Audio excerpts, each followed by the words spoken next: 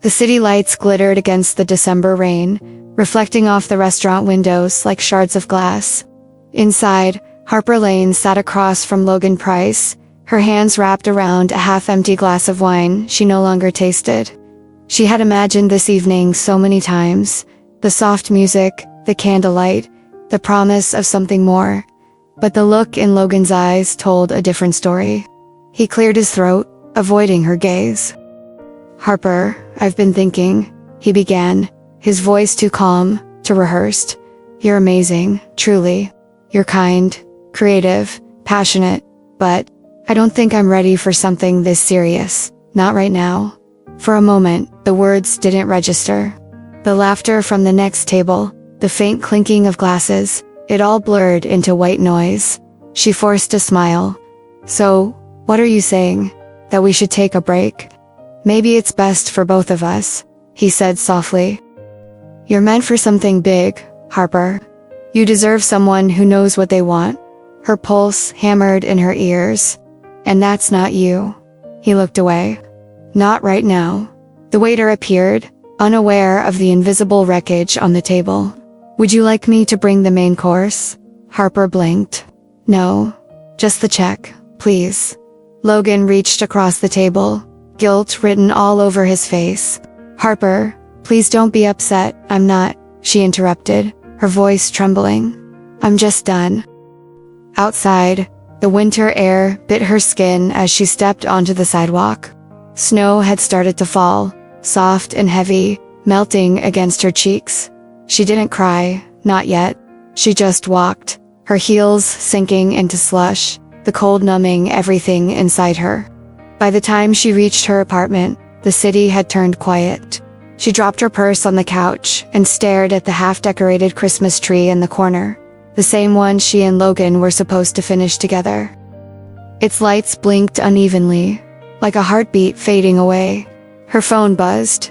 Vanessa Cole, her best friend, was calling. "Tell me you didn't let that man ruin your night." Vanessa's voice came through, bright and unapologetic.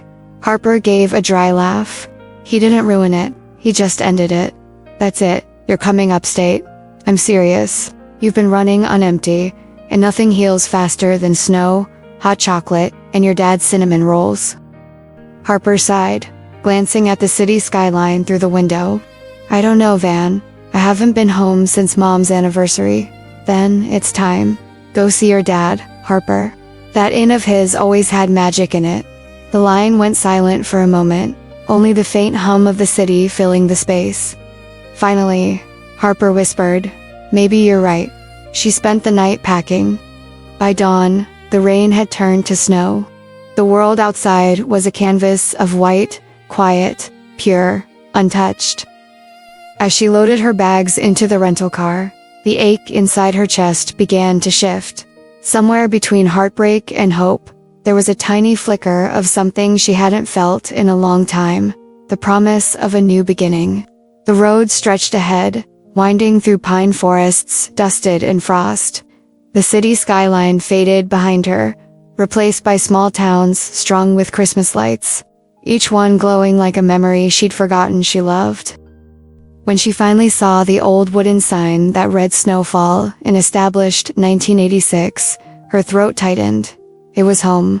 Snow blanketed the hills like powdered glass as Harper's rental car crawled through the narrow, winding road that led to her hometown. The city skyline had disappeared hours ago, replaced by tall pines draped in white and quiet fields where only the wind moved. Every curve of the road felt like a memory. Summers with her mother painting on the porch, Christmas mornings when her father's laughter filled the hallways. She hadn't been back in years, not since her mother's funeral, and now, the thought of the snowfall and standing alone in the cold made her heart ache. When the old wooden sign appeared, half buried under frost, she slowed to a stop. Snowfall Inn, established 1986. The words were carved deep into the wood, weathered but unbroken. Harper smiled faintly. "Still here," she murmured. The tires crunched over ice as she pulled into the empty lot. The inn rose before her, like something out of another time. The same white porch, the same gabled roof, only a little more tired now. Icicles hung like fragile daggers from the eaves. She killed the engine and sat for a moment, watching her breath fog up the glass, before stepping into the biting wind. "Dad," she called, pushing open the front door. It gave a soft creak, followed by the faint jingle of the bell that still hung over the entrance. The air smelled faintly of dust, pine, and something else. Nostalgia, maybe. The lobby was dim, a few lamps flickering weakly. It didn't look like Christmas here. It looked like a place waiting to be remembered. A sudden thud echoed from the staircase. "Careful with that, Finn." A man's voice called from above. Before Harper could answer, a golden retriever bounded down the steps, tail wagging furiously. "Finn," she laughed, kneeling to hug him. The dog's fur was warm against her freezing hands. "You still remember me?" "Guess he remembers everyone who feeds him," came the same voice again, deeper now, closer. A man appeared at the top of the stairs, carrying a box of tangled Christmas lights and a screwdriver tucked behind his ear. His hair was a messy brown, his jacket flecked with sawdust. For a second, Harper couldn't place him, but then he smiled, and it clicked. "Josh Reed?" she asked, disbelief laced with surprise. "You used to sit behind me in art class." He grinned, stepping down the stairs. "I did. And you used to get paint on everything, including me." She laughed. "I can't believe it's you." He shrugged lightly. "Your dad asked me to help with some repairs around the place. Old wiring, broken pipes, a few holes in the roof. The usual." "The usual," she repeated softly, glancing around. "This place looks tired. Still standing, though," he said. "That's something." Before she could reply, the front door burst open with a gust of wind and a familiar voice. "I thought I heard someone in here." Harry Lane stepped inside, bundled in a thick coat, carrying 2 grocery bags, and a look of pure astonishment. "Harper? Is that really you?" "Hi, Dad." The words came out shaky, half laughter, half tears. She crossed the room, and he dropped the bags to hug her tight. For a moment, it was like time folded in on itself. No distance, no years lost, just the steady comfort of home. "Well, this is a Christmas miracle," Harry said, his voice gruff with emotion. "I didn't expect to see you this year. I needed to get away," she admitted softly. "And I missed this place." He smiled, but it faltered almost immediately. "You came just in time, then, because this might be the last Christmas here." The words hit her like a gust of cold air. "What do you mean?" Harry sighed, setting the bags on the counter. "The inn's running out of money, Harper. Bookings have been low, and the repairs keep piling up. I can't keep it going anymore. I've decided to sell." "Sell?" she echoed, shaking her head. "Dad, you can't. This is home." "It's just a building, sweetheart," he said gently. "Your mom's gone. You have your own life now." She turned toward the wall where her mother's paintings still hung. Landscapes of snow-covered fields and candlelit windows. "Mom built this place with you. She loved every inch of it, and she'd want us to be realistic," Harry replied, though his eyes softened. "The roof alone will cost a fortune to fix." "How much?" Harper pressed. "Too much. 25, maybe 30,000. And that's before we deal with the plumbing." She exhaled, her mind racing. "Maybe there's another way." "Harper?" He shook his head. "I've already spoken to an agent." But she wasn't listening anymore. She was staring at the empty mantel, at the bare windows, at the ghost of Christmas that used to live here.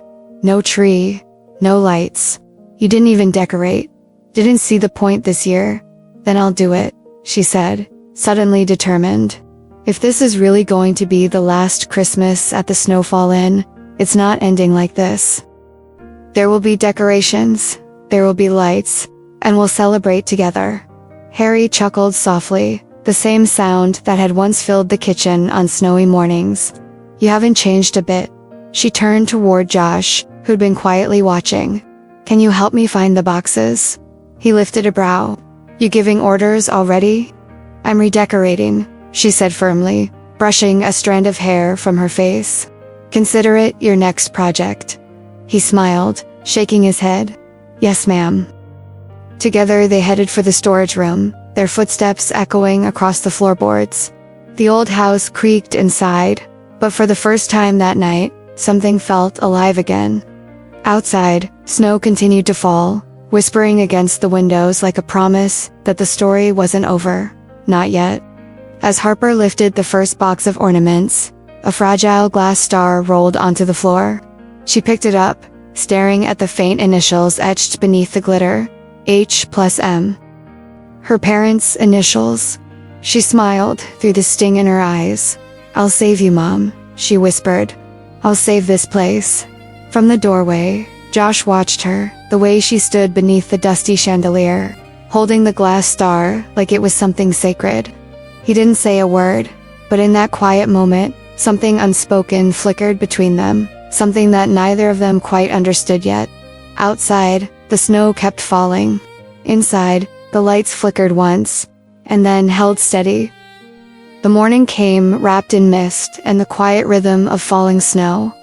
Harper awoke to the faint sound of her father humming in the kitchen and the creak of floorboards expanding with the cold. For a moment, she forgot about the night before the decision to sell, the weight of endings. Then reality settled again, heavy and unwelcome. She pulled on a sweater, followed the smell of coffee, and found Harry standing over the stove, whisking pancake batter like a man pretending not to worry.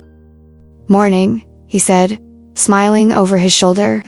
"I didn't wake you, did I?"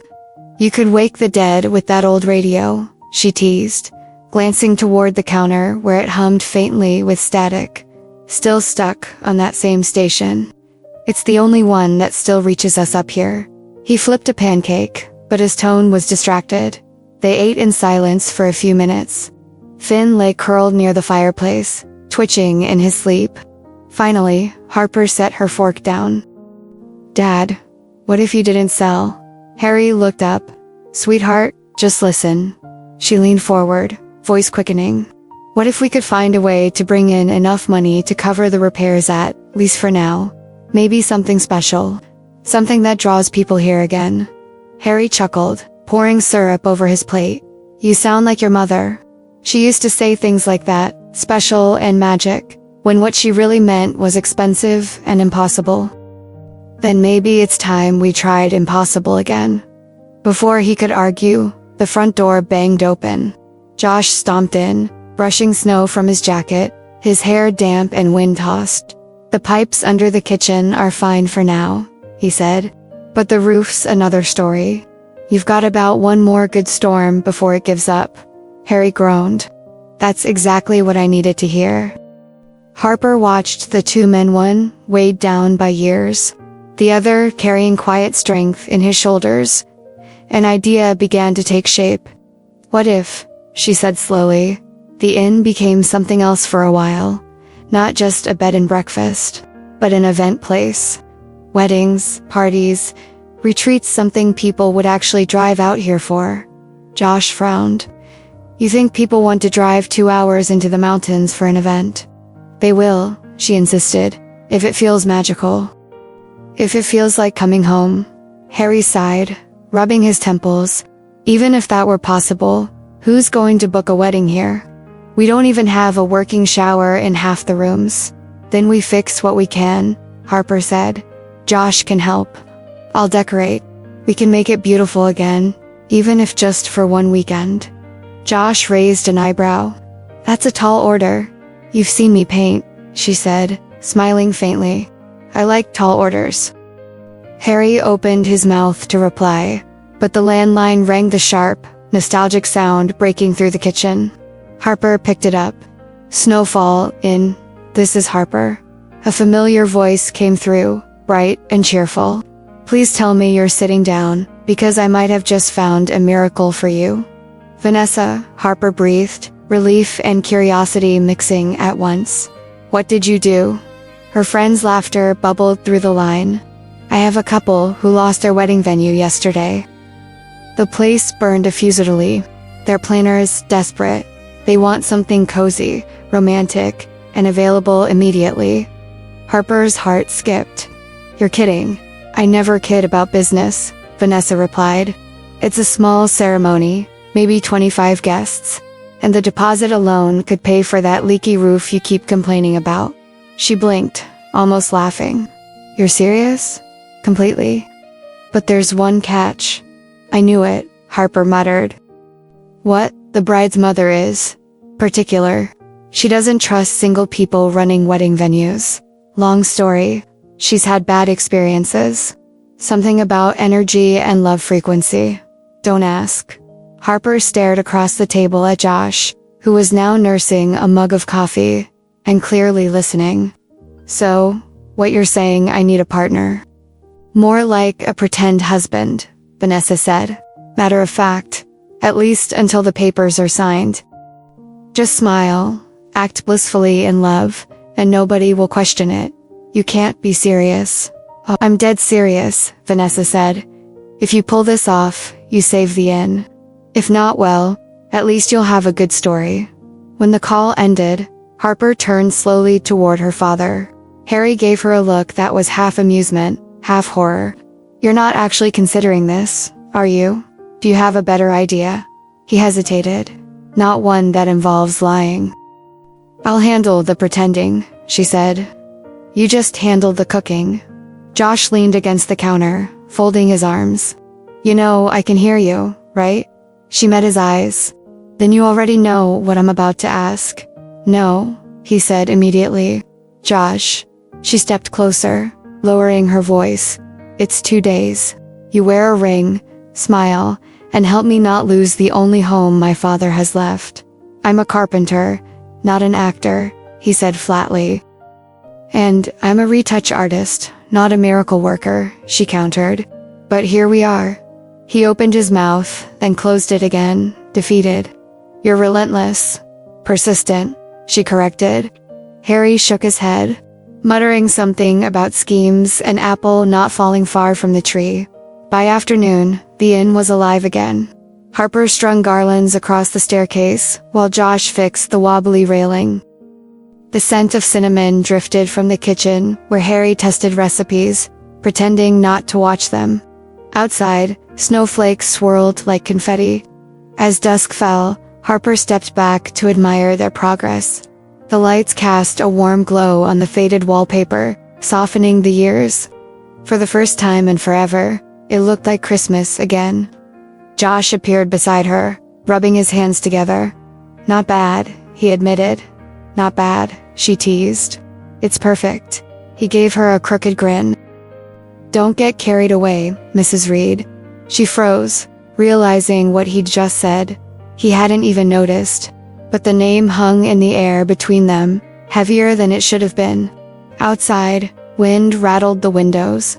Inside, warmth spread slowly through the old house. For the first time since she'd left the city, Harper felt something stir inside her chest. Not quite hope, but close. And as Josh climbed the ladder to fix one last string of lights, she couldn't help but think, maybe this ridiculous plan isn't so ridiculous after all. But she didn't know yet how easily light could turn to shadow, or how the past had a way of showing up when you least expected it. By late afternoon, the Snowfall Inn looked less like a tired relic and more like a place that remembered how to breathe. Pine boughs draped the banister. Candles pooled, honeyed light along the entry table. A cinnamon-orange simmer pot whispered from the kitchen. If wonder had a scent, it was this. The landline rang again, 3 sharp chimes that seemed to shake snow from the rafters. Harper snatched it up. Snowfall Inn. Vanessa didn't bother with hello. They're on board to tour. They lost their venue yesterday. The planner dropped the ball, the universe aligned, and they're driving up tonight to see your place if you're stable, trustworthy, and guided by love. And yes, those were the exact words. Harper pressed the receiver tighter. Tonight, Christmas magic runs on chaos, Vanessa said. Names again. The couple is Alina Brooks and Ryan Collins. He's practical. She's considerate. They're in love. Her mother is Amelia. Prepare for charm. Offense level 10. Oh, and, small but crucial detail. Ryan is extremely allergic to dogs. Harper's gaze slid to Finn, asleep like a golden rug by the hearth. He snored. Betrayal looked adorable in fur. "I'll vacuum," she said. "Twice, make it thrice," Vanessa replied. "And, Lane, you're bringing a husband to this conversation." Amelia has a superstition about single managers cursing a wedding. "Don't at me, I don't make the rules." The line clicked dead before Harper could protest. She turned slowly, heart punching at her ribs. Josh was replacing a cracked window-paned candle holder with a steady, practical touch. She could already hear what he would say. "Absolutely not," he said right on Kuin. She finished explaining. "I'm a carpenter, Harper. I patch foundations. I don't fake them. 2 days," she bargained. 48 hours of make-believe, and then you can go back to hammers and truth. I don't lie." She stepped closer, lowering her voice so only the old wood could overhear. "You repair what's broken. That's different. Is it?" She tilted her head. "Sometimes a lie is just a scaffolding. You don't live there, you use it while you rebuild the real thing." His jaw worked, that stubbornness he wore like a tool belt. "This inn isn't a prop. It's my father's home," she said, softer now. "And the last room where my mother's laughter fits. I'm not asking you to fake love. I'm asking you to stand next to me so I can keep what she built." Something in his face changed warmer, less certain. "Your dad won't like it. My dad won't like losing this place more." Josh glanced at Harry through the open swing door. The older man was testing a glaze on a pan of root vegetables, pretending, with majestic transparency, that he hadn't heard a word. "You'll owe me," Josh said finally. "I'll paint you a mural the size of a barn," he huffed. "I don't collect murals. Then I'll owe you something you actually want." "Keep the promise vague," he muttered. "Smart negotiating." She smiled, too relieved to hide it. "I practice on ad executives." Finn thumped his tail, as if seconding the motion. Harry emerged, squinting at them. "Do I need to know the particulars?" "No," Josh and Harper said in unison. Harry sighed. "If we're lying, let's at least cook honestly. I'll start dinner prep." "What do these people eat, hope and awe?" "Dervs probably," Harper said. "Also, no dog hair." Harry bent, eyeing Finn. "Sorry, buddy. You're on porch duty." Finn yawned like a martyr and patted out. In her childhood bedroom, the past waited patiently. Posters of gallery shows, a cracked plaster sky she and her mother had painted when the world felt endless. Harper knelt by the bottom dresser drawer and pulled out a velvet box the color of almost midnight. Inside, 2 delicate rings glimmered cheap metal, earnest sparkle, teenager rings, make-believe rings, training wheels for the heart. She slipped the smaller one onto her left hand. The cold circles settled like a decision. In the mirror, she saw a woman who looked unstartled by bravery. She wasn't. Her hands shook. Josh knocked, but didn't step inside. "If I see veils, I'm out." "No veils," she said. She crossed the room and held up the second ring. "You'll survive." He extended his hand reluctantly, palm broad and nicked with work. She slid the band on. It caught the light, humble and convincing. "You realize," he said, flexing his fingers, "that if I forget to smile, we're sunk." "You'll smile," she said. "You do it by accident sometimes." He snorted. "Don't get used to it." They rehearsed in the hall like 2 hapless actors. "How long together?" she whispered. 3 years, he guessed. 2 even. Real couples argue about anniversaries, she thought. "Say 4. I say 3.5. "What about how we met?" "High school," she said. "You sat behind me and I ruined your shirt with a tube of cadmium red." "Accurate," he said, surprised into a grin. "And our first date?" He hesitated. "I took you to the diner after a snowstorm. Power was out. We ate pie by flashlight." She blinked. "That's charming. It's also true," he said. "Except I was alone." Her breath snagged. There it was, again, that quiet way. He confessed a lifetime in 8 words. She wrote it down in the secret ledger behind her ribs. Reasons this lie feels like almost truth. Vacuuming swallowed the next hour. Every cushion surrendered a halo of Finn's gold. Josh scrubbed the entry rug with stubborn patience, and Harry dusted baseboards with the concentration of a man composing an apology he hadn't decided to deliver. When the house finally exhaled clean, the first set of headlights slid across the window like a comet. Harper's stomach dropped. "Positions," she whispered, as if there were wings and curtains instead of garlands and hope.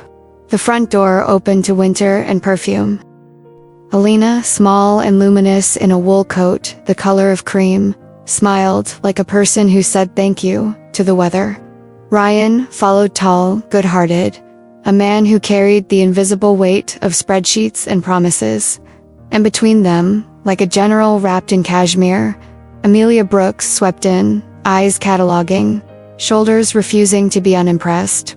"Welcome to Snowfall Inn," Harper said, the warmth in her voice not entirely performance. "I'm Harper Lane, and this is my..." She glanced at Josh, ring flashing, breath shallow. "My husband, Josh."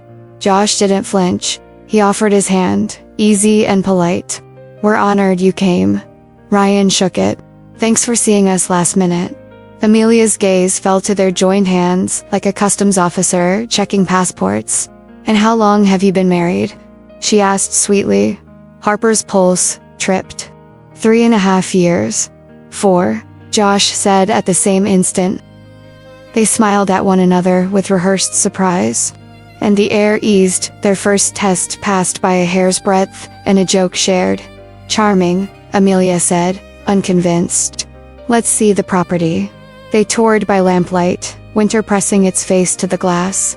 Harper spoke the inn's language, letting details do the pleading. The porch that caught sunrise like a bowl. The maple tree that turned into a cathedral each October. The parlor where vows would feel like breathing. Josh noted where the floor sang underfoot and where it stayed hushed. Which spots would hold tables.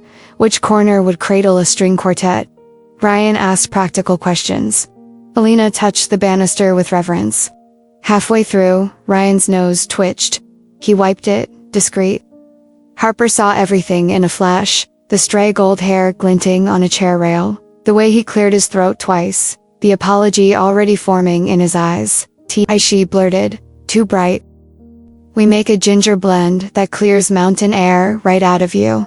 She herded them gently toward the kitchen, heart drumming at her throat. Harry had laid out a plate of sugared cranberries and tiny cheddar scones. "Welcome," he said, voice like a fireplace.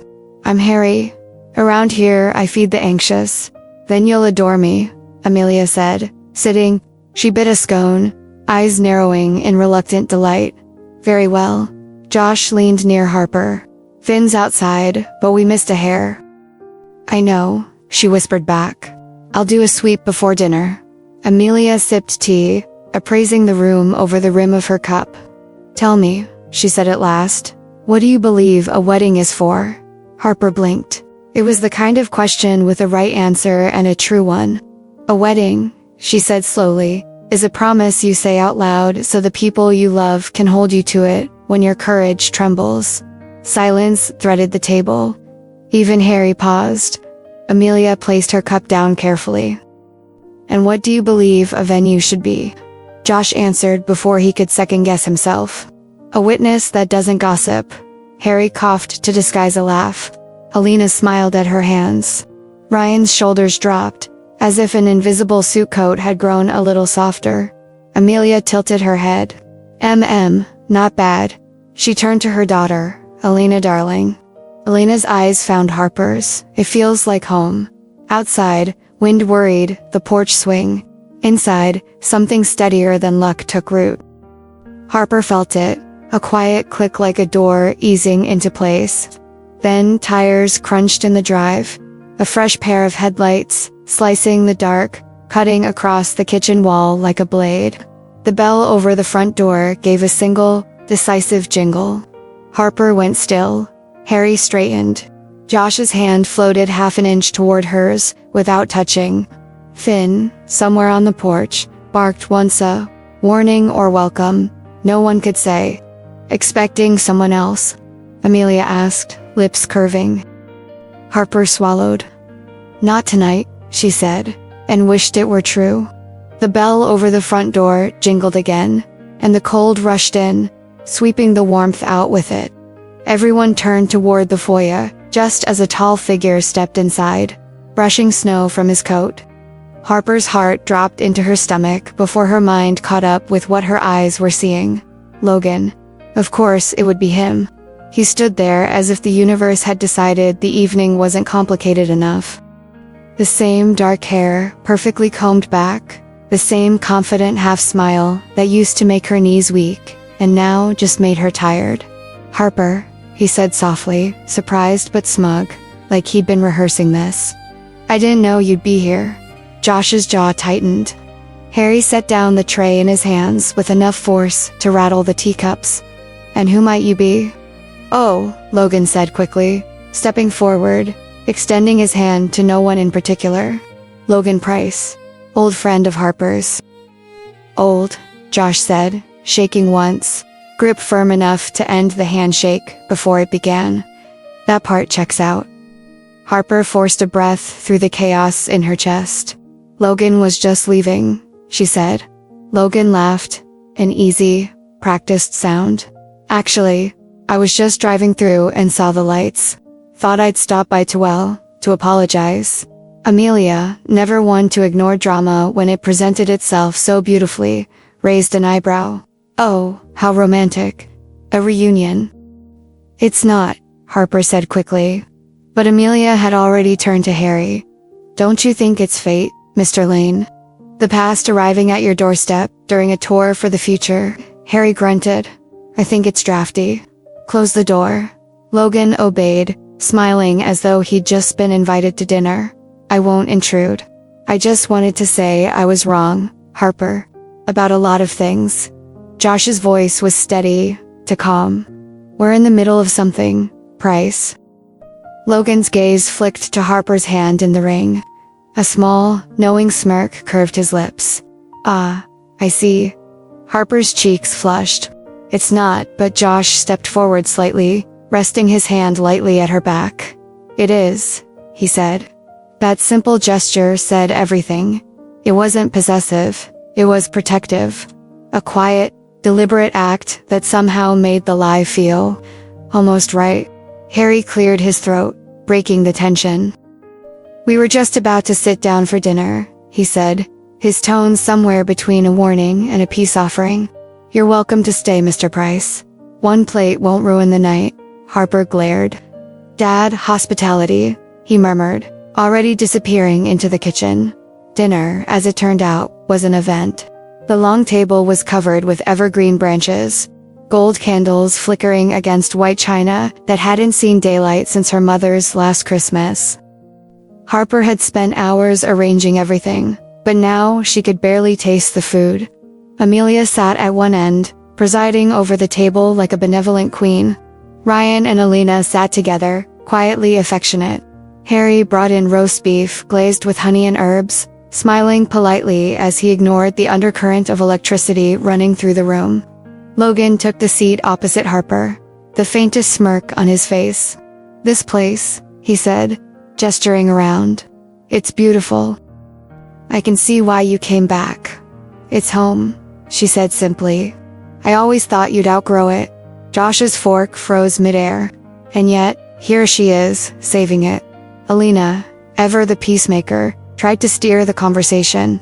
So, Harper, I hear you and Josh met in high school. Harper smiled tightly. We did. He was the quiet one in the back of the room. I never knew he could talk this much. Laughter rolled gently across the table. Josh leaned closer, his voice low enough only she could hear. You started it. I'm keeping the story alive, she whispered back. Amelia watched them both with a shrewd, appraising look, the corners of her mouth twitching. You two seem perfectly matched. Tell me, how did you know he was the one? Harper froze. The room blurred for half a second. She hadn't thought that far ahead in the story. But Josh, to her surprise, answered first. It wasn't one moment, he said. It was a lot of small ones. The way she talks to herself when she's painting. How she forgets to eat when she's focused. How she sees beauty even in the broken things. The words hung in the air like soft snowflakes. The table went quiet. Harper stared at him, something tightening in her chest, something that wasn't part of the act. That's lovely, Amelia said after a pause. You'd be surprised how few people notice the details. Across the table, Logan shifted uncomfortably. Well, that's certainly poetic, he said, with a forced laugh. Guess some people fall for painters, others fall for pragmatists. Harper met his eyes coolly. And some fall for the wrong person altogether. Ryan coughed into his napkin to hide a smile. Harry appeared from the kitchen with dessert gingerbread pudding drizzled with caramel. The tension broke like glass. Underfoot, Amelia took a bite, eyes widening. Mr. Lane, this is divine. You'll cater the wedding, of course. Harry chuckled, modest but pleased. If you can handle a chef who complains as much as he cooks, we'll take our chances. Amelia looked at Harper. I think this could be it. It's imperfect in all the right ways. For the first time all evening, Harper allowed herself to exhale. The plan might actually work. They were going to save the N. But then Logan leaned back in his chair, studying her. So tell me, Harper, how long have you been married again? 3.5 years, she said automatically. 4, Josh corrected smoothly. Logan smiled. Funny, you were single 3 Christmases ago when we went to Paris, weren't you? The fork slipped from Harper's hand, clattering against her plate. The entire table turned to look at her. Paris. Amelia repeated, interest lighting her face like a spark. Harper's throat went dry. That was work. Logan's grin widened, the predator catching scent of blood. Work. I must have misunderstood all those candlelit dinners and the hotel suite. Then. Enough, Josh said sharply, standing. His voice filled the room like thunder muffled by snow. You've made your point. Logan's smirk faltered for the first time. Josh's hand rested lightly on Harper's shoulder. You don't get to rewrite her story just because you regret the ending. Amelia blinked, then laughed softly, breaking the tension. Well, she said, if that isn't passion, I don't know what is. Ryan raised his glass awkwardly. To passion. Everyone followed suit. Crystal clinked, and conversation stumbled back to life, though quieter now, gentler. When the guests finally retired to their rooms, Harper lingered in the doorway, the fire's glow flickering across her face. Josh approached quietly. You okay? She nodded, though her voice was barely a whisper. I didn't think he'd come here. He shouldn't have. He did. She looked up at him. You didn't have to defend me. Yes, he said simply. I did. Outside, snow fell heavier, swirling under the pale porch light. Somewhere in the distance, the wind howled across the frozen fields. Inside, 2 rings gleamed faintly beneath the firelight, symbols of a lie that had started to feel dangerously close to truth. And though Harper didn't know it yet, that night's dinner had changed everything. Because love, even when borrowed, has a way of making itself at home. The night after the dinner stretched long and sleepless. Harper lay in her old room staring at the ceiling, the glow of the snow outside shimmering across the plaster stars she and her mother had painted when she was 10. Downstairs, she could hear faint murmurs, her father cleaning the kitchen, Josh talking softly to Finn out on the porch. Every sound felt amplified in the quiet, each heartbeat too loud. She turned over, frustrated, and the ring on her finger caught the light. Just a prop. That was what she'd told herself. But the way Josh had stood up for her at dinner wasn't acting. It was real, unguarded, and it had shaken something loose inside her she wasn't ready to name. Outside, the wind howled softly through the pines. She finally threw on a coat, descended the creaky stairs, and found Josh sitting on the porch steps, boots half buried in snow, a mug steaming beside him. You don't sleep either, she asked. He smiled faintly without looking up. The roof moans like it's telling secrets. Hard to rest when the house talks. She laughed quietly, sitting next to him. I think it's just old wood. Maybe, he said. But old things have stories. They groan so people remember to listen. They sat in silence, snow falling around them, thick and slow, muffling everything. From here, the inn looked peaceful, windows, glowing gold, smoke curling into the night sky. Logan used to say silence made him nervous, Harper said after a moment. He'd fill every gap with words. I think that's why I liked him. He made me forget how loud my thoughts could get. Josh looked at her finally, his expression unreadable. And now I don't want to forget, she said softly. I just want to stop hurting when I remember. He nodded, and for a long time, neither of them spoke. The cold bit at her cheeks, but she didn't move. She watched his breath rise and fade, white in the dark. You were brave tonight, he said eventually. I was cornered. Same thing, sometimes. She glanced at him, surprised by the gentleness in his tone. You could have let me drown back there. I wouldn't, he said simply. Something about the way he said it, without hesitation, without pity, made the air between them shift. Harper's throat tightened. She looked away before he could see. You know, he added, leaning back on his elbows. When I was a kid, I used to come here with my mom. She'd save tips all year, just so we could spend one night at Christmas. Said the place felt blessed. Harper smiled faintly. She had good taste. She died a year after we stopped coming, he said, voice steady but quiet. The year the lights went out in half the town. I came here that night, just sat in the dark parking lot. Figured if I couldn't fix anything, I could at least remember where things once worked. Harper turned to him, heart heavy. I didn't know. You weren't supposed to. You were gone by then. A long pause stretched between them. The snow thickened, and in its hush, she saw something deeper in his eyes, a wariness that mirrored her own. I didn't paint again after Mom died, she admitted. I tried once, but every color just looked wrong. Too bright, too alive. Like the world had moved on and forgot to invite me. He looked at her for a long moment. Then maybe it's time to paint again. She laughed softly, shaking her head. You make it sound simple. It is, he said. You just start. She wanted to tell him that life wasn't that easy. That grief didn't vanish with a brushstroke, but she couldn't, because somewhere deep down, she wanted to believe him. The next morning, sunlight spilled through the frost-laced windows, painting gold across the wooden floors.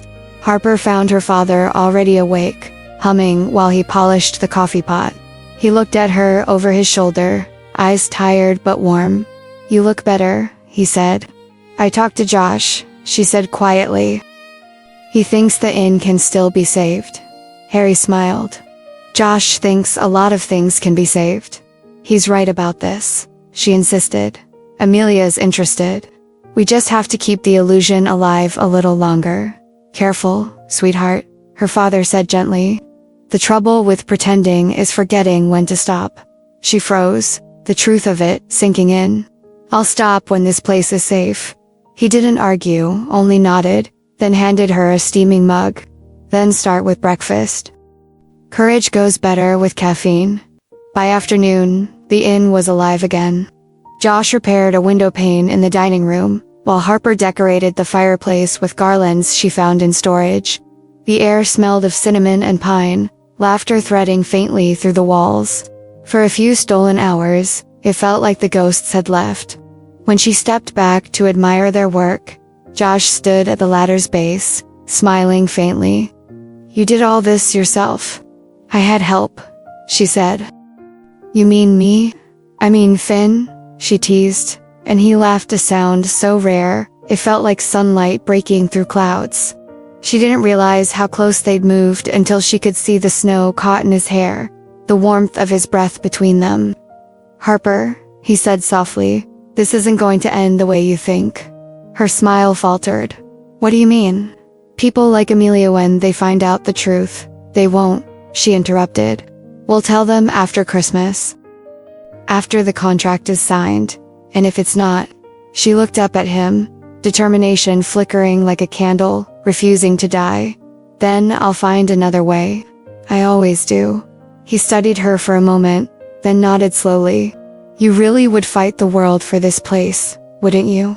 For this place, she said quietly, and for the people who loved it. Their eyes held steady, uncertain, charged.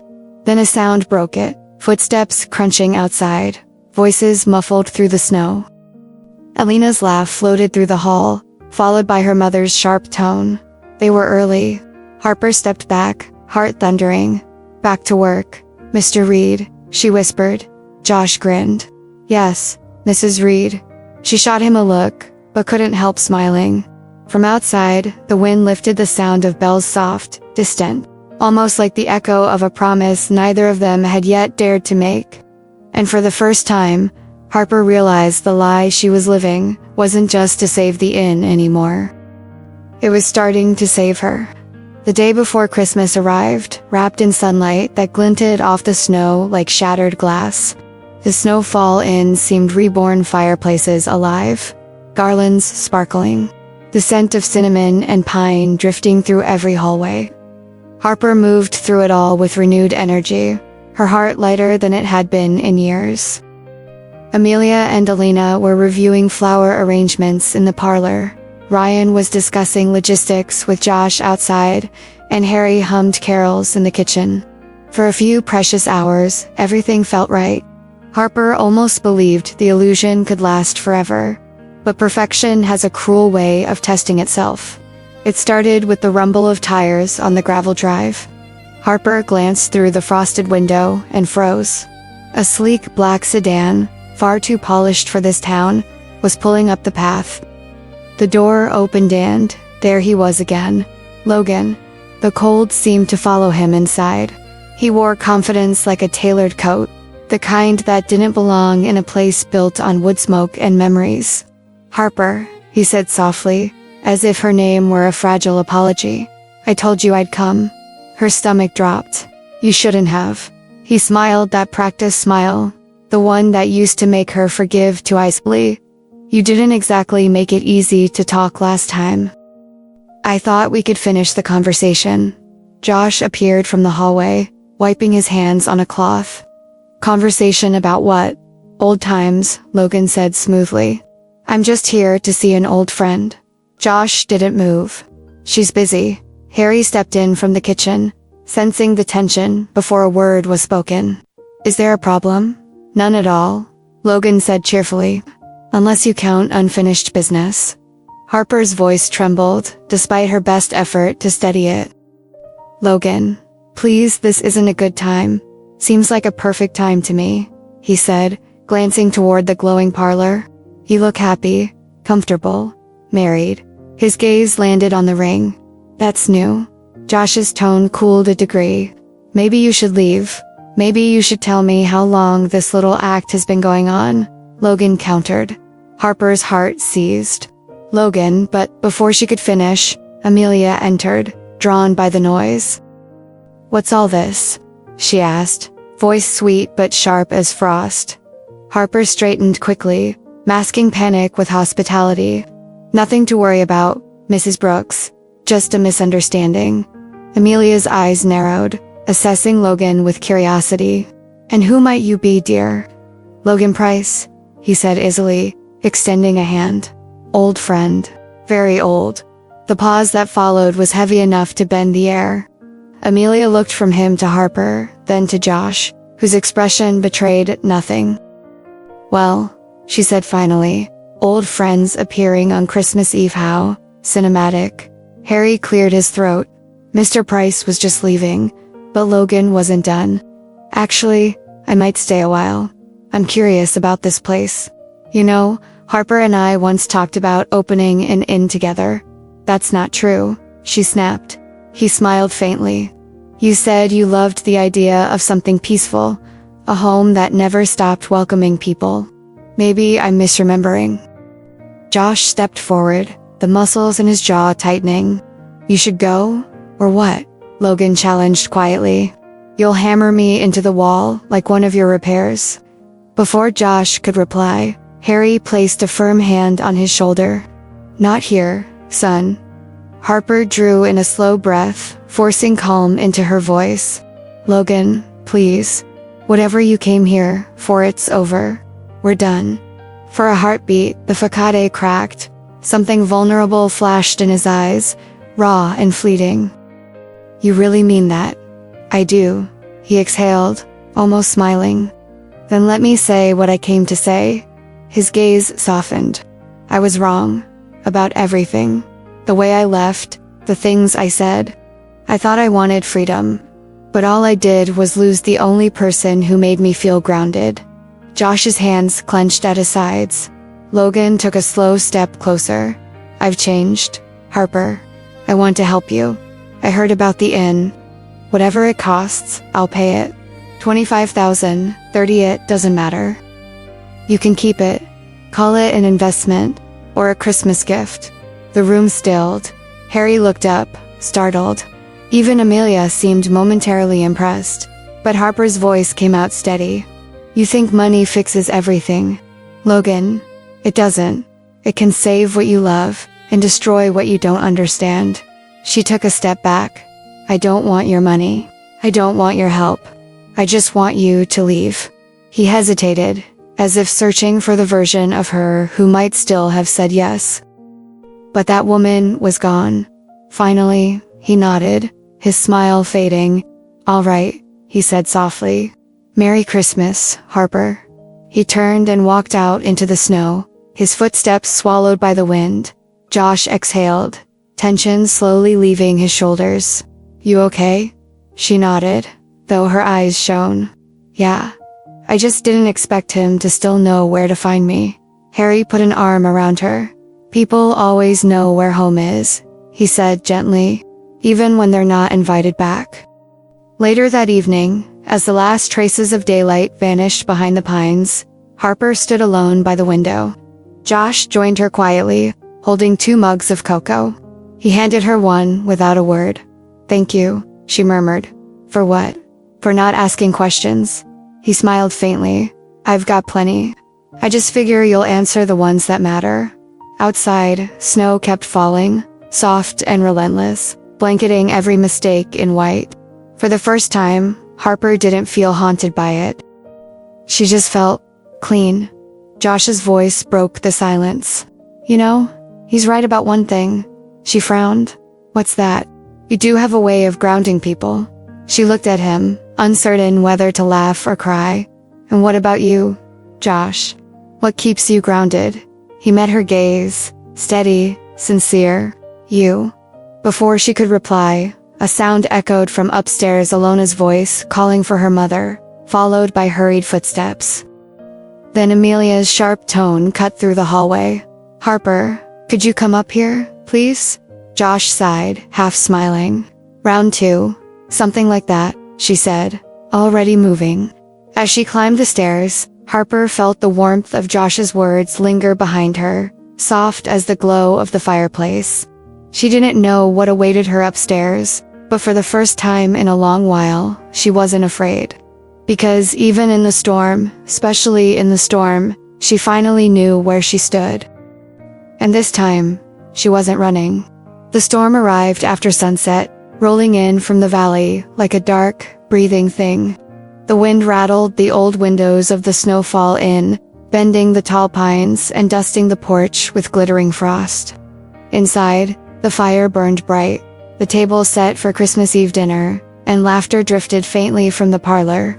Yet beneath the glow, an unspoken unease hummed, the kind that only silence can reveal. Harper moved through the hall, checking every candle, every garland, making sure the house looked perfect. It had to. Amelia and Ryan had agreed to sign the wedding contract that night. After that, she could tell them the truth. Just one more evening of pretending, one more lie to keep the dream alive. Josh appeared behind her, sleeves rolled to his elbows, carrying a tray of plates. "You've been checking the same wreath for 15 minutes. I'm nervous," she admitted. He set the plates down gently. "You've got nothing to worry about. They love this place. They love what they think this place is. she whispered. Before Josh could reply, the kitchen door swung open and Harry stepped out, apron dusted with flour, holding a roasting pan like a trophy. Dinner's ready.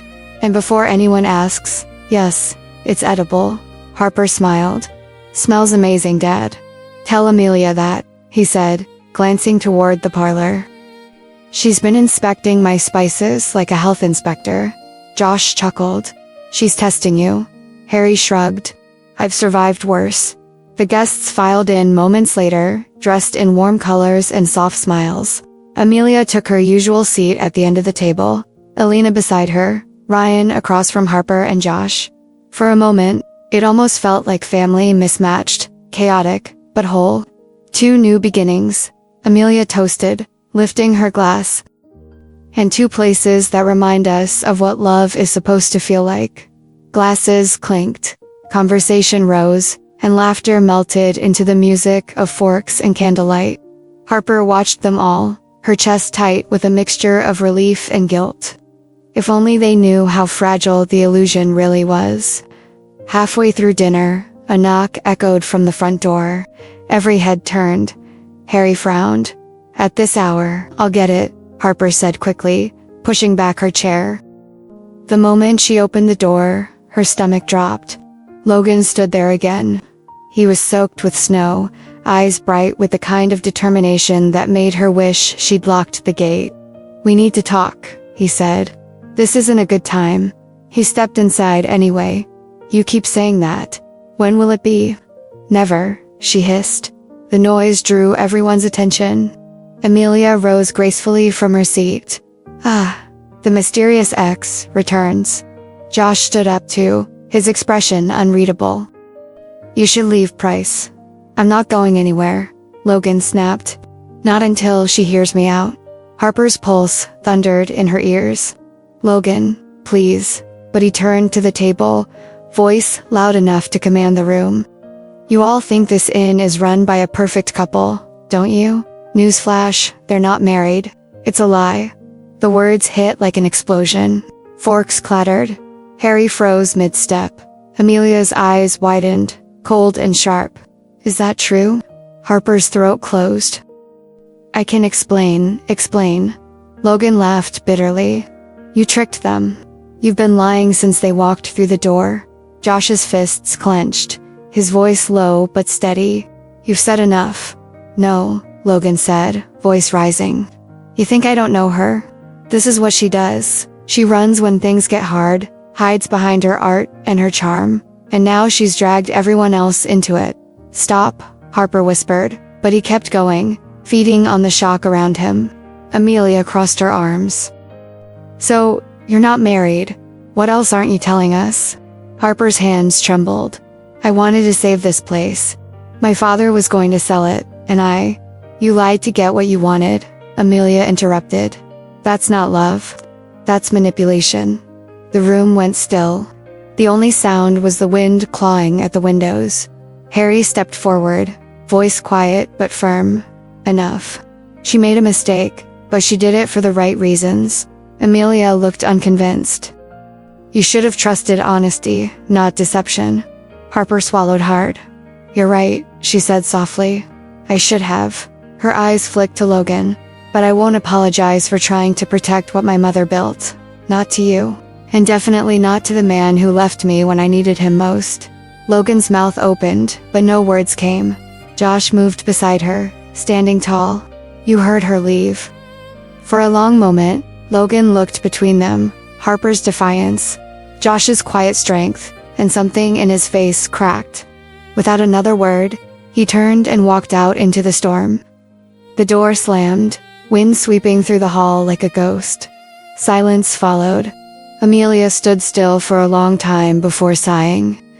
I suppose I can't fault someone for loving too fiercely, but you should have told us the truth. I was going to, Harper said. After tonight.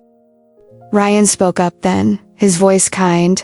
Mrs. Brooks, maybe we give them a chance to fix what's broken. Isn't that what weddings are about?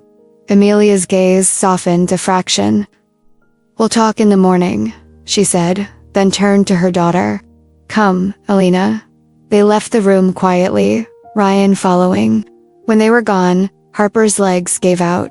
She sank into the nearest chair, head in her hands. It's over. Harry crouched beside her, resting a hand on her shoulder. Maybe not. Josh knelt on her other side, his voice low. You told the truth in the end. That counts for something. She looked at him, eyes shimmering. Do you think they'll forgive me? He hesitated, then smiled softly.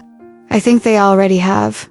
Outside, the snow thickened, the wind carrying the last of the storm's fury.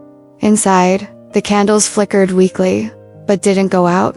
And though Harper didn't yet know it, redemption often begins in the ruins of confession. Tomorrow, everything would change again. The morning dawned pale and hushed, a veil of frost softening the wreckage of the night before. Snow dripped from the eaves in quiet rhythm, and the world seemed to hold its breath. Harper sat at the window of her room, clutching a mug of coffee that had long gone cold. Below her, the snowfall inn looked heartbreakingly still. She had barely slept. Every word from last night replayed in her head: Logan's betrayal, Amelia's disappointment, the way the laughter had vanished from the room. She had lied, yes, but not for greed, not for vanity, only for love. Love of her home, of her father's legacy, of the memory of her mother's laughter, still echoing through these walls. Downstairs, she heard voices, Harry's deep, measured tone, and Amelia's clipped, impatient one. It was time to face the consequences. She took a long breath, straightened her shoulders, and went down. Amelia Brooks stood near the fireplace, her posture as sharp as the gleam in her diamond earrings. Her daughter, Alina, and Ryan sat quietly beside her, their hands intertwined. Harry leaned on the counter, weary but calm. Harper hesitated in the doorway. Mrs. Brooks, before you say anything, please let me explain. Amelia turned, her expression unreadable. Go on. I lied, Harper began. Not because I wanted to trick you, but because I was desperate. My father was going to sell the inn. It's been our home for as long as I can remember. My mother poured her soul into it, and I couldn't let it die without a fight. When Vanessa told me about your daughter's wedding, it felt like a miracle, a chance to save what's left of her dream. So yes, I pretended. I asked Josh to help me because I believed if you could see the magic this place still had, you might help me keep it alive. Amelia's lips pressed into a thin line. Magic built on lies rarely lasts. You're right, Harper said softly. And I've paid for it. Everyone knows now. But please believe me, I wanted to tell you the truth after last night's dinner. I just didn't want the lie to be the last thing this inn was remembered for. The silence stretched, heavy and fragile. Then Alina stood, her voice gentle. Mom, she's telling the truth. Last night, when you went upstairs, Harper came to my room. She apologized, even before Logan came in. I could tell she meant it. Ryan nodded. We've met plenty of planners and venue owners who only see dollar signs. But Harper, she cares. That matters. Amelia's gaze softened, though her pride resisted surrender. You're young, she said to them, and forgiving comes easy when you haven't been lied to enough times. She turned back to Harper. Do you truly believe this place can hold a wedding in its current state? Yes, Harper said without hesitation. Not a perfect one, but a beautiful one. Harry spoke up then, his voice quiet but steady. My wife always said perfection ruins good stories. Maybe imperfection is what makes this place special. Amelia looked around the room, the flickering hearth, the faded paintings, the warmth that persisted even after truth had stripped it bare. For a long moment, she said nothing. Then she exhaled, almost a laugh. You know what I hate most about honesty? She said finally. It always finds its way in, whether you invite it or not. Does that mean? Harper began. Amelia waved a hand, almost dismissively. It means my daughter wants to get married here, and I refuse to be the villain who ruins Christmas. But this will not be a grand event, Miss Lane. No photographers, no spectacle, just love, family, and a roof that doesn't leak on the vows. Harper blinked, hardly believing it. You mean it? I mean it, Amelia said, smoothing her coat. If we're to celebrate love, it should at least be among people who've earned it the hard way. Alina ran forward, hugging Harper tightly. Thank you, she whispered. Harper smiled through tears. No, thank you. When they left to prepare for the ceremony, Harper turned to her father, overwhelmed. I can't believe she agreed. Harry chuckled. I can. Women with strong opinions and good hearts always come around eventually. I married one. Josh appeared in the doorway, snow melting on his shoulders. Did I hear right? We're hosting a wedding after all. Harper crossed the room before she could think, throwing her arms around him. We did it. We actually did it.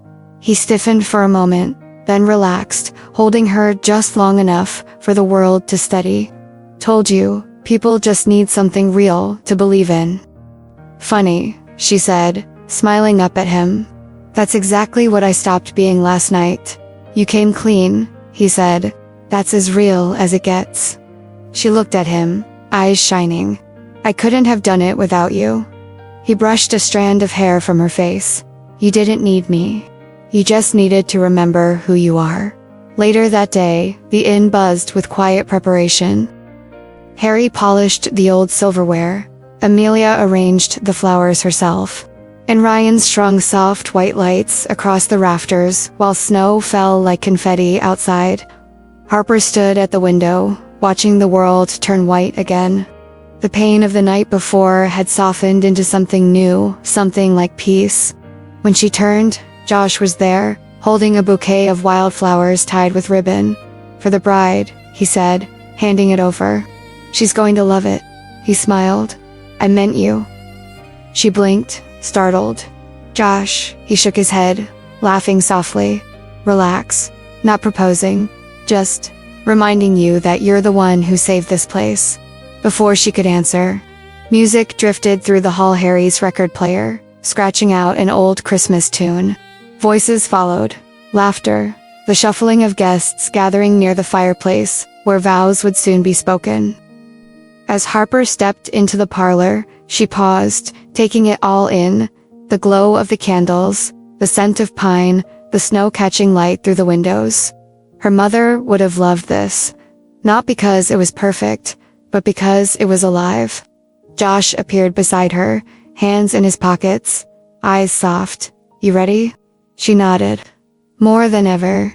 He looked toward the couple, standing before her father, hand in hand, eyes shining with love. You know, he murmured, it suits this place, people promising forever inside, something built to weather storms. Harper smiled. Yeah, she whispered. It really does. And as snow fell softly beyond the window, the first words of the vows began. Fragile, hopeful, real. Snow fell in lazy spirals outside the wide bay windows, soft as breath, patient as grace. Inside, the snowfall in warmth pulsed through every beam and candle flame. The scent of pine and baked apples drifted through the air. Voices murmured, laughter spilled, and the glow of the fireplace painted gold on every face. For the first time in years, Harper felt that the house was alive again. The small ceremony began just after dusk. Amelia stood to one side, proud but tearful, while Ryan and Alina faced each other before the hearth. Harry officiated with a quiet joy that made his words tremble. Finn sat solemnly near the fire, a furry witness to love renewed. Love, Harry said, isn't about perfection. It's about patience, about forgiveness, about remembering that warmth can survive even the coldest winter. His eyes caught Harper's for a brief moment, the message unspoken but clear. The vows were simple, heartfelt, and unpolished, like everything else that day. When Ryan and Alina kissed, the small group erupted in applause and laughter. Even Amelia laughed, dabbing at her eyes. For once, there was no pretense, no stage, no lies. Just truth, beautiful, ordinary truth. Harper stood at the edge of the crowd, tears threatening but not falling. She had imagined this place filled with people again, but never like this. Not this imperfect, stunning version of joy. And somehow, it was better than anything she'd ever planned. Josh found her near the doorway, hands shoved deep in his pockets. "You did it," he said softly. She shook her head. "We did it." "Not true," he said, a smile tugging at his mouth. "You carried this place back to life. I just fixed the plumbing." She laughed, but there was something deeper in the sound. Relief, gratitude, the faint ache of goodbye. "What happens now?" He hesitated, glancing around the room. "You've got bookings again. Amelia said she'd tell her friends. Maybe you stay, keep it running. And you," he shrugged. "There's always something broken that needs fixing. You could stay," she said quietly. "There's always something broken here too." He looked at her then, really looked, and the world seemed to still between heartbeats. The fire cracked, laughter faded to a hum. He stepped closer, his voice barely above a whisper. "Are you asking me to stay because you need help? Or because you don't want me to leave?" She swallowed hard. Both. The silence that followed was soft, fragile, and infinite. Then, with the faintest smile, he reached for her hand. "Then I guess I'd better unpack." From the corner of the room, Amelia's voice called out, "You two look awfully comfortable for newlyweds who aren't married." Harper turned, startled, but Amelia's eyes glimmered with mischief. "Relax, dear," she said, sipping her wine. "It's Christmas. We're all allowed a little pretending." Laughter filled the room again. Harry appeared with trays of food, everyone gathering around the long wooden table. They ate, they talked, they sang. Outside, the storm had stilled, leaving behind a silence so pure it felt sacred. Later that night, when the guests had gone and the inn grew quiet again, Harper wandered to the porch. The snow sparkled beneath the moon, the world washed clean. She breathed it in, the scent of winter, of endings, of beginnings. Behind her, the door creaked. Josh stepped out, coat unbuttoned, eyes soft. "You disappeared," he said. "Just needed a minute," she murmured. He joined her at the railing. For a while, neither spoke. The stars shimmered through the frozen air. "You know," he said at last, "when I was a kid, my mom told me that Christmas was God's way of proving light always finds a way back." Harper smiled faintly. Looks like she was right. He turned toward her, snow clinging to his hair. "You were right, too, about saving this place." She shook her head. "It saved me." He didn't answer, just reached out, brushing a stray lock of hair from her face. The touch was light, but the meaning wasn't. He leaned closer, hesitated, then kissed her, gentle, unhurried, full of every word neither of them had said. When they finally pulled apart, Harper whispered, "You know this doesn't fix everything." He smiled. "Good. Then we've got something to work on." From inside, Harry's voice drifted through the door. "If you're done freezing, I've got cocoa and pie." Josh laughed, taking her hand. "Come on, Mrs. Reed, let's not keep him waiting." She rolled her eyes, but her heart felt full in a way she hadn't thought possible. "You'll never let me live that name down, will you?" "Not a chance." They stepped inside together, the warmth wrapping around them like a promise. The firelight flickered, catching the photograph of her parents above the mantel, two people smiling beneath the same roof, surrounded by love and faith and snow. For the first time in years, Harper didn't feel like she was standing in their shadow. She felt like she was continuing their story. Outside, the snow began to fall again, slower now, tenderly, as if the world itself was exhaling after a long, hard season. And somewhere between laughter and quiet, between what had been lost and what was found, the Snowfall Inn came fully alive once more. It wasn't perfect, it was better. There are moments in life when everything breaks, and moments when the pieces fit back together in ways you never planned. Harper had tried to save a building, but in doing so, she had saved the people inside it, including herself. Love, she learned, isn't a single promise or a grand gesture. It's the steady hand that stays through storms, the forgiveness that follows truth, the courage to rebuild when everything falls apart. And sometimes, It's found in the quiet of winter, when the world slows down long enough for your heart to listen. Sometimes, miracles don't arrive with trumpets or halos. They come quietly, in snowflakes that fall on broken roofs, in forgiveness that blooms after a storm, in hearts brave enough to start again. If this story touched you, don't forget to like this video, subscribe to our channel, and turn on the notification bell so you never miss the next tale of love, hope, and redemption. Tell us in the comments, do you believe second chances can heal what time has broken? We'd love to hear your story.